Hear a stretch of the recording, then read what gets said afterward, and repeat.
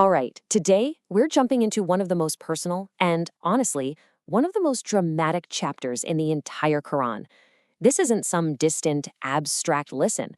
No, this is a story about a family, a heated public showdown, and a divine response that echoed through history. Let's get right into it. So, where does this all kick off? Not in some quiet, private moment of revelation. It actually ignites with a very public, very tense event on a mountain right there in Makkah, a moment that was about to change everything. You have to picture this. The Prophet Muhammad climbs Mount Safa and lets out this cry, Ya Sabaha! Now, this wasn't a casual call to get everyone's attention. In that culture, this was basically the red alert, the citywide emergency siren. You only yelled this if an enemy army was on the horizon, a life or death situation. It's the kind of cry that nobody, and I mean nobody, would ever ignore. And just like that, the people of Mecca gathered. Why so quickly? Because the man who was calling them was famous, known to every single person there as Al-Sadaq, Al-Amin, the truthful, the trustworthy. He'd never told a lie in his life. So he puts a question to them. He says, look, if I told you an enemy army was right behind this mountain, about to attack, would you believe me? And without a moment's hesitation, they all said, yes, we've never known you to lie. Okay, so he's just established his absolute credibility. They trust him completely. Then he delivers the real message. I am a warner to you of a severe punishment. He's calling them to monotheism, but before anyone else can even react, the first voice to cut through the air is one of pure opposition. And shockingly, it's his own uncle, Abu Lahab. He storms forward and yells, Tabban lak, ruin to you. Is this really why you gathered us? That curse, right there in public, a deep betrayal from his own family, well, it didn't just hang in the air. The response came down immediately. It was divine, and it would be recited by billions of people for the next 1,400 years, cementing this exact moment in time forever. And what we see here is this incredible duel of words. Abu Lahab shouts, ruin, at the prophet. And the revelation that comes down instantly takes that exact same word and turns it right back on him.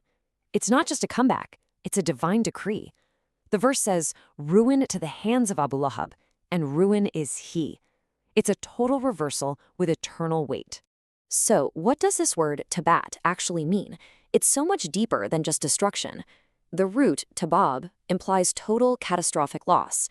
Think of it as complete failure. Everything you worked for, your wealth, your family, your status, just turning to dust. It's a declaration of absolute spiritual and worldly bankruptcy. Now, get this. This chapter is the only place in the entire Quran that names one of the Prophet's enemies directly, by name.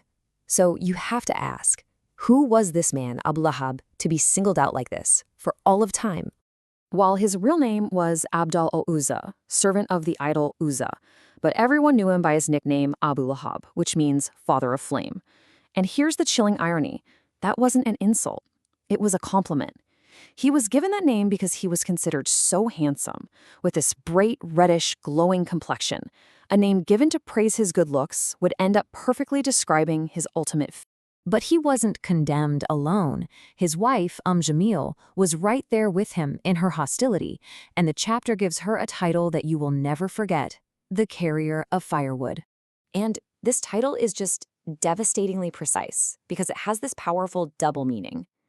On a literal level, sources say she would actually go out, gather thorny branches, and throw them in the prophet's path at night to try and hurt him. But the metaphorical meaning is even more potent. She carried the firewood of slander, of gossip, of lies, actively working to fuel the flames of hatred and conflict against him in society. And here's where the story gets even more personal and, frankly, more painful. This wasn't just some political fight between two leaders. This was a deep, painful split right down the middle of one of Makkah's most powerful and respected families. Just look at the Prophet's own uncles. They split into three very different camps. You had the passionate believers and defenders, like the famous warrior Hamza. Then you had the protector, Abu Talib, the man who raised Muhammad and shielded him out of pure family loyalty, even though he never accepted the faith himself. And then you had the enemy from within, the public opponent from his own blood, Abu Lahab. This family drama is the perfect backdrop for what comes next, because this short chapter isn't just about condemning someone. It makes a very clear, very bold prediction about the future.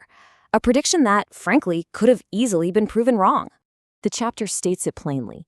His wealth will not avail him or that which he gained. Now, in a society that was built on wealth, on lineage, on power, that was a huge statement. It was basically saying that everything Abu Lahab built his identity on, everything he used for power and influence, would be completely and utterly useless in the end. So what does that phrase, that which he gained, really cover? Well, scholars say it's an all-encompassing term. It's not just his money. It's his children, who were a source of strength and pride. It's his high social status, his authority. It's his entire worldly portfolio. And the prophecy was that none of it, not a single piece, could save him from his decreed ruin. And this is the most incredible part. For about 10 years after this chapter was revealed, while it was being recited all over Mecca, Abu Lahab and his wife had the perfect opportunity to blow this whole prophecy out of the water. All they had to do was pretend to accept the faith, just say the words, even if they didn't mean it, and they would have discredited the entire message. But they never did. The chapter was essentially predicting they were locked on their path, that they would die as enemies of the faith, and that's exactly what history records. So you have to wonder, why does this story, this snapshot of a family fight from 1400 years ago, continue to be one of the most well-known and recited texts in the world? What's its lasting legacy? The chapter's conclusion is just as direct and powerful as its beginning. The father of flame, the man nicknamed for his handsome appearance, is told he will enter a fire of flame. The poetic justice is just stark. It's an unforgettable narrative about ultimate consequences. In the end, the story of Abu Lahab really makes you think, is this just an ancient tale about an uncle who couldn't stand his nephew's new message? Or is it something more? A timeless lesson, maybe, on how arrogance, wealth, and status can literally blind someone to a world-changing truth, with consequences that go far beyond a single lifetime. It leaves us to think about that line between family loyalty and ultimate truth, and what we choose to build our lives upon.